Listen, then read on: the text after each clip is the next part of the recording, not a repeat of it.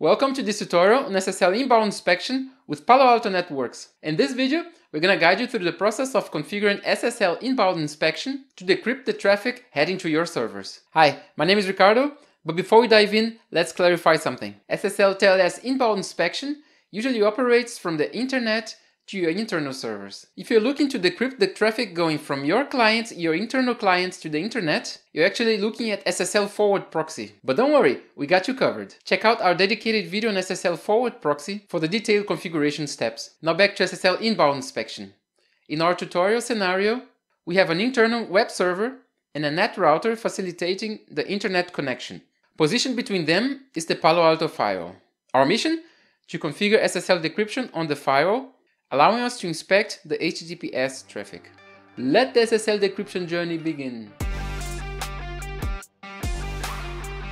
So this is a Ubuntu server in my lab, and on this server is running a web server that can be reached through webserver.netsums.com, and as a web server I'm running Nginx. So if I open the configuration file from my web server,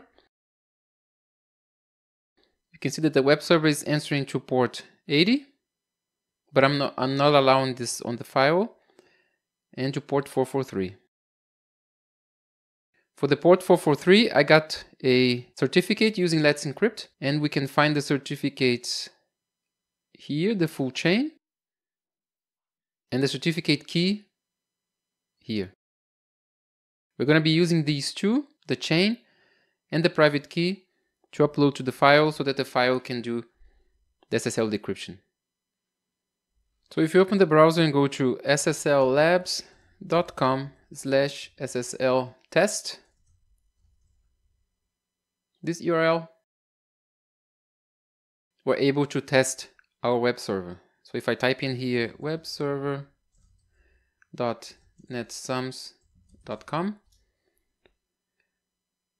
we can get some information regarding the security, regarding the TLS handshakes, and also regarding the certificate that the server is showing for a client in the internet. I'm going to fast forward this a little bit because this analysis from SSL Labs takes a little while, about 2 minutes I would say, but I'll be right back. So SSL Labs has finished analyzing the web server.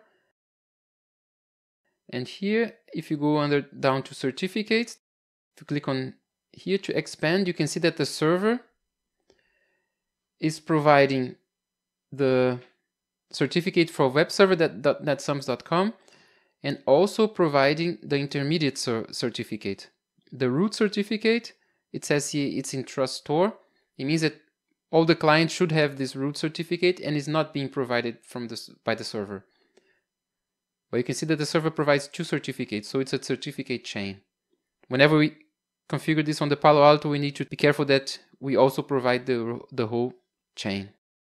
I've configured once a certificate without the chain, just the certificate itself.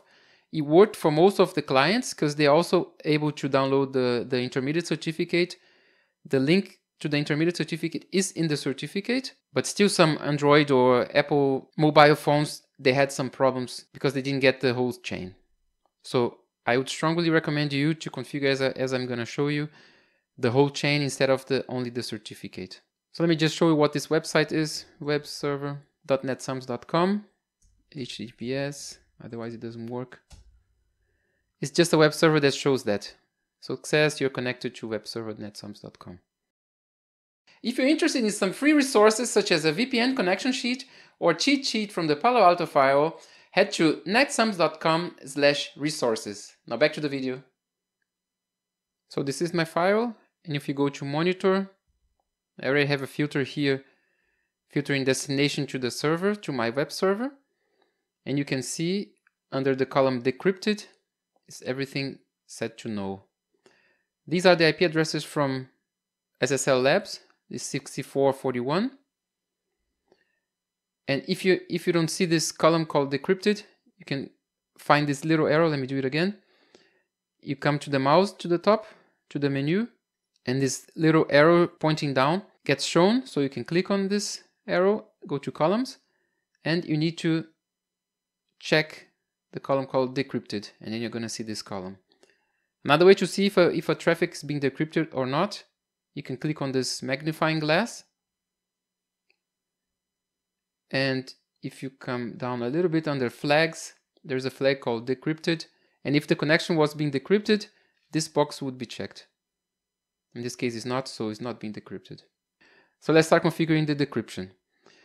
The first thing we need to do is to copy the certificate from a web server. In my case, I need to copy these two files, the full chain and the private key, to a place where I can upload to the file. Since my Linux server, I only have SSH connection to my Linux server, I'm going to copy it through STP to my Windows client, and from this client I'm going to upload to the file.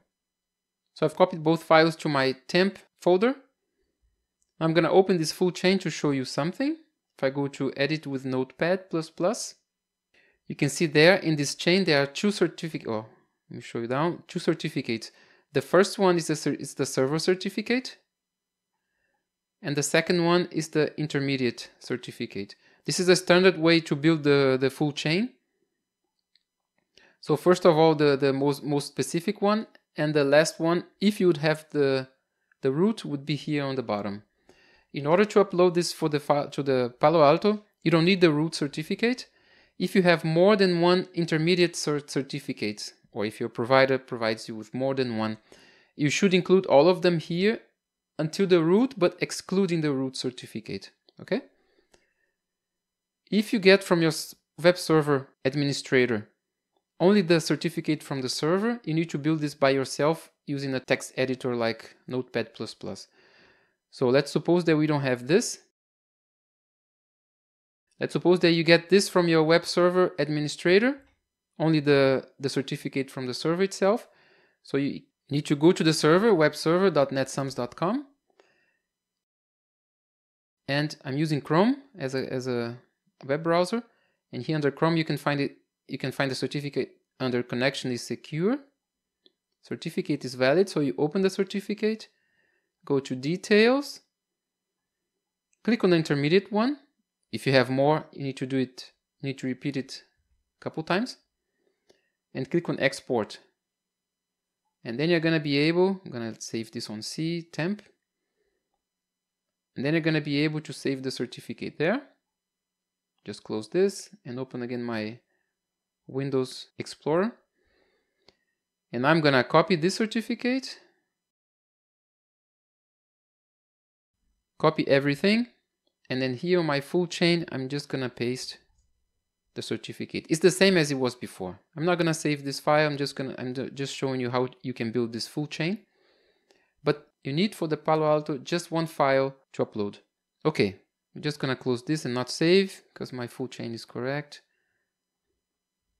And now the second thing regarding the private key, the firewall expects you to have a private key with a passphrase. And this one, in my case, I don't have a password. Usually when I get from my web server admins, I also don't have a password. Otherwise I ask them to do it, but I can do it by myself. It's not so complicated. If you open a command prompt, I have OpenSSL already installed in my Windows. So I go to OpenSSL, not this one, bin. There's my OpenSSL executable file. And then you have to add RSA minus AES 256 minus in, and then I'm gonna enter now the path to my private key.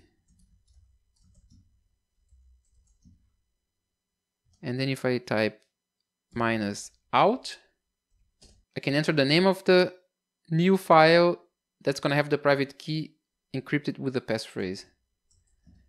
Oh, temp, and I'm gonna call it private key with passphrase. It's a little bit long, but doesn't matter. If I press enter here now, it's gonna ask me to enter a passphrase. I'll just enter something simple.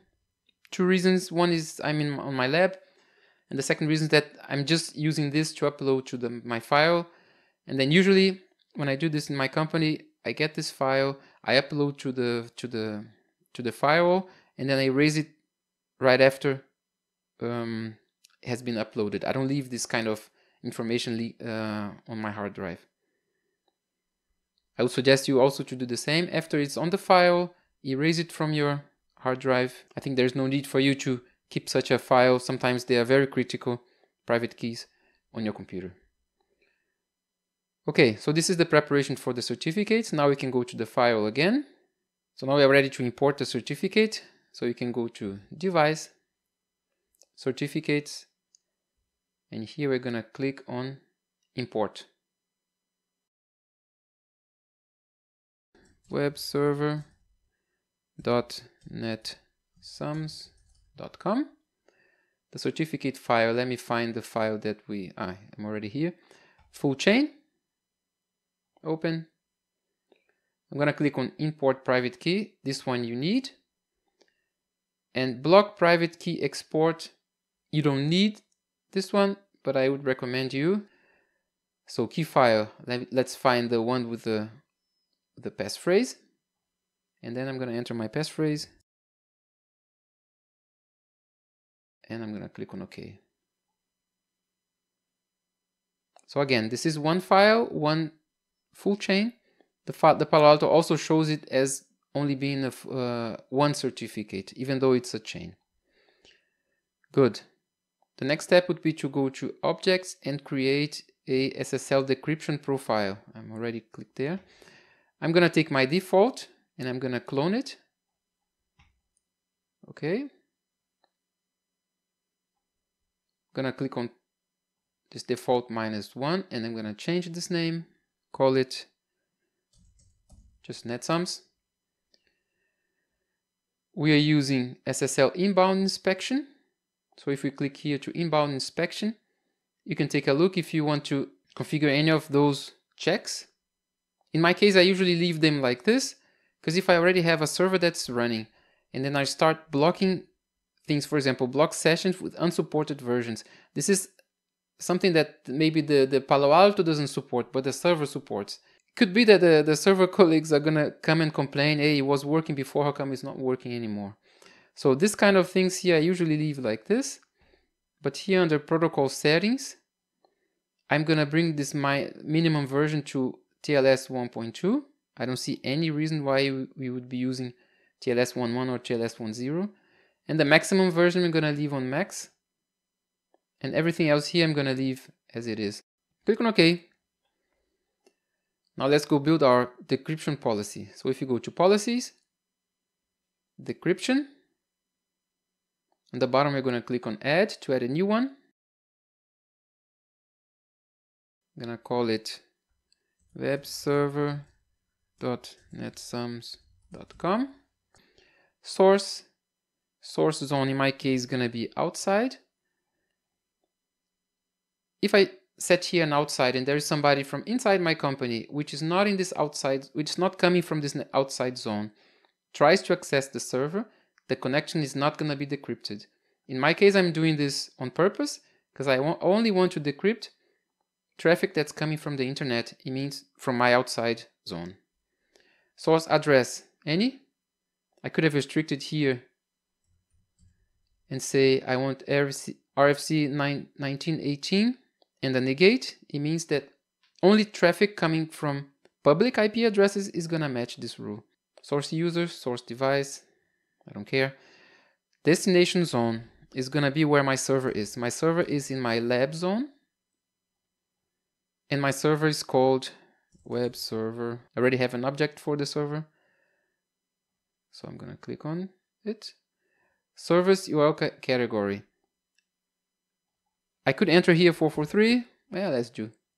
Okay. It's only decrypt traffic going to 443. Nothing else is being allowed anyway to the server. I'll just leave like this. I don't care about this now. Options. Action is going to be decrypt. Type.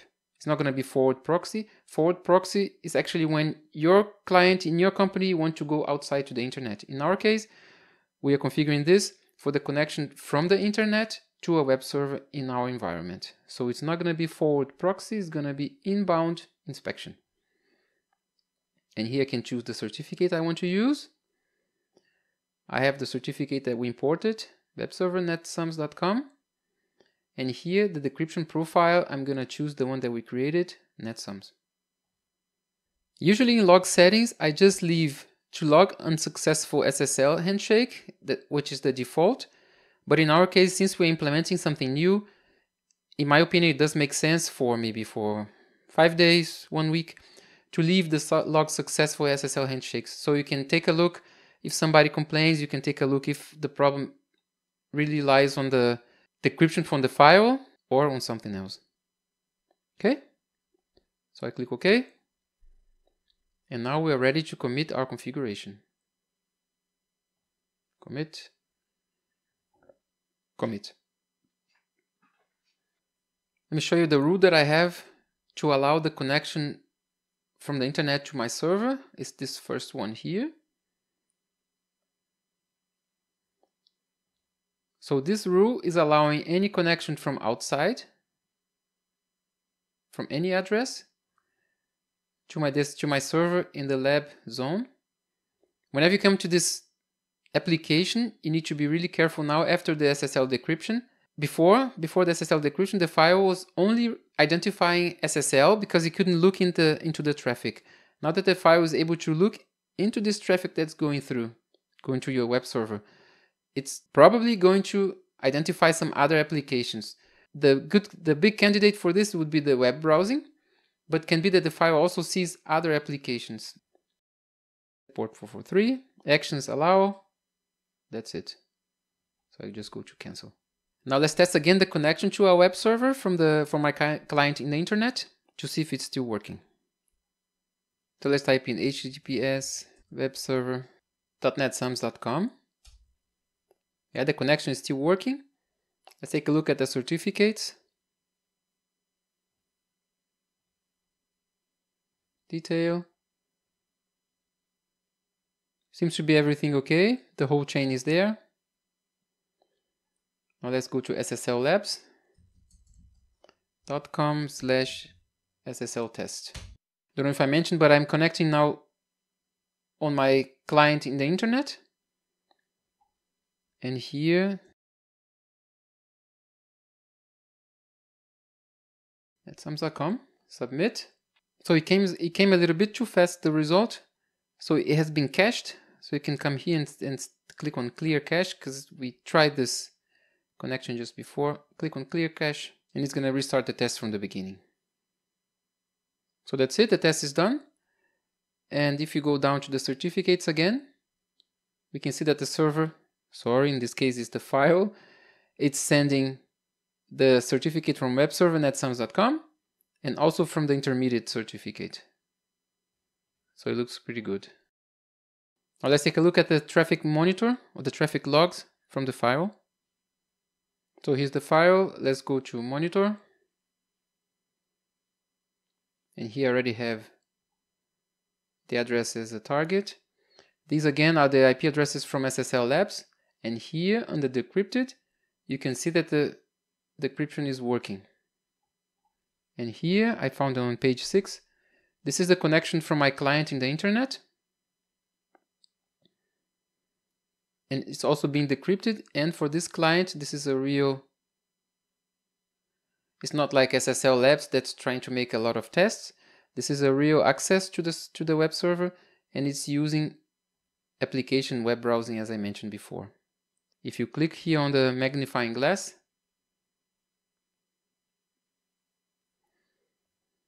if you scroll down a little bit under flags, you can see decrypted. Now you can see that the little box is checked. And if you go now to decryption,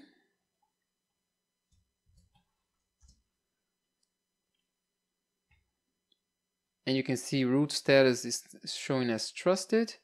It's only showing these entries here because I said that I wanted to log the successful SSL handshakes. And what else? Key exchange, all the certificate information. And you can see here also, my server is supporting TLS 1.3 and my client of course also. And also the file supports it. I'm on version, by the way, I'm on version 11 already. But as you can see, TLS 1.3 is working fine. Thank you very much guys for watching the video to the end.